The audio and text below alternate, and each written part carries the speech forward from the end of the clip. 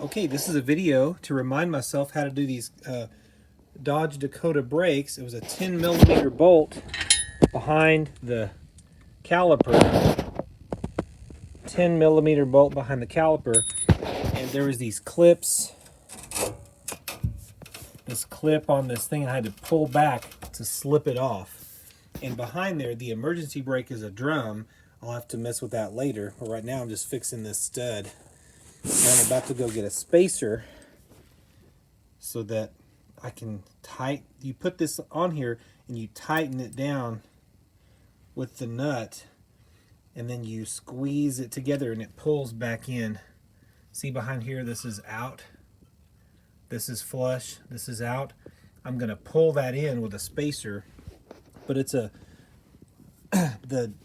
here's the rotor. I took the rotor off. It was very easy to get off once you slid this off, and you can see there's a lot of brake pad left, probably for a really long time. I'll have to see when the previous owner did this work, but it's still good. And I'm just put this up here. Once I got these bolts out, it was easy to pin this clip back, pin the clip back, and it slid off. So I'm gonna go get a spacer for this and fix these wheel studs pretty soon. But it's a 10mm bolt back here. 10mm bolt. It slid off, and then pull these springs. And that's the reminder of these disc brakes. Thanks.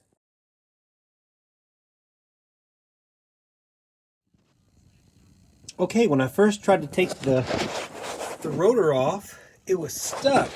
And there's a little bitty emergency parking brake valve here that I had to take the cover off.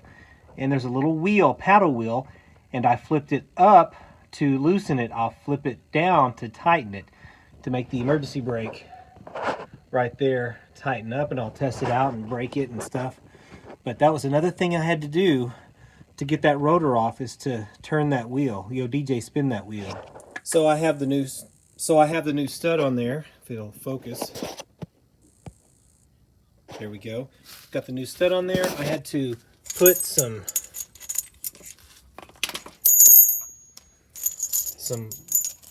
washers and a bolt and a nut on there to tighten it on there, and then it pulled too. So I'm gonna go put the brake caliper back on and test the brakes, and I'm gonna go check the front brakes to see how worn down they are. This is December 21st, 2020, a few months after I bought the truck, and you see those brake pads are very thick, so probably the front may be a little thinner. Okay, see